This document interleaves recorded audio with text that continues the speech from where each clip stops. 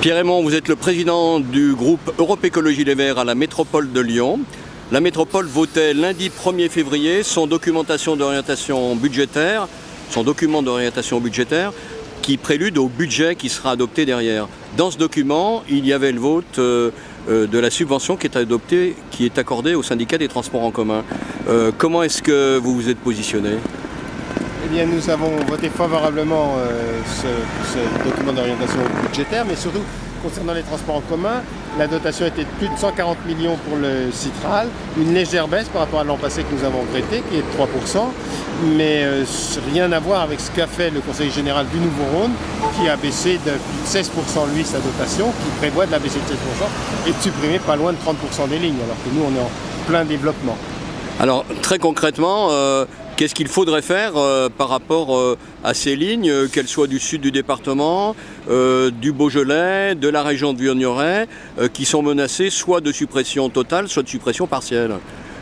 Quand on veut améliorer, transformer, voire réduire, même si moi je pense qu'au contraire il faut développer, il faut peut-être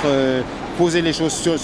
sur la table avec les citoyens, avec les associations, avec les syndicats, avec les élus locaux pour faire le point tous ensemble des difficultés éventuelles, de où ça marche moins bien, et faire un vrai plan de discussion et d'échanger avec les gens, et pas le faire sur un coin de table et essayer de faire passer ça en cachette en disant c'est de la faute à l'autre alors que c'est pas de la faute au Citral spécialement, c'est si on décide de baisser la subvention, on est obligé de baisser derrière. Effectivement, concrètement, si le 25 mars prochain, le Conseil départemental du Rhône vote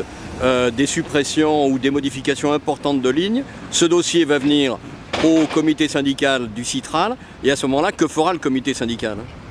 Eh bien, si je décidais de diminuer votre salaire, par exemple, de 30%, vous seriez bien obligé derrière de régler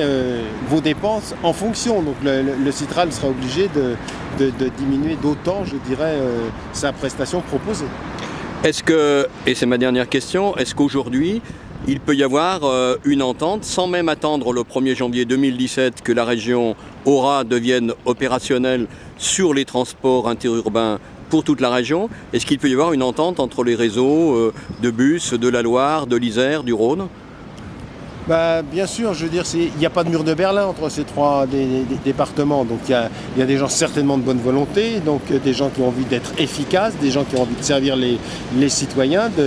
les usagers. Donc ils pourraient tout à fait se rencontrer pour essayer d'être beaucoup plus efficaces, parce que je crois que c'est nécessaire quand on voit les bassins de vie, quand on voit les mouvements dans cette région-là. Je pense que ce serait effectivement la voie de la bonne volonté et du bon sens. Et pour vous qui avez l'habitude d'une métropole qui est très grande, 1 200 000 habitants, est-ce que vous pensez qu'un dialogue sur l'ensemble des déplacements, qu'ils soient bus, mais ça peut être train avec la remise en route de la rive droite du Rhône en ferroviaire, vélo, etc., sur un territoire ici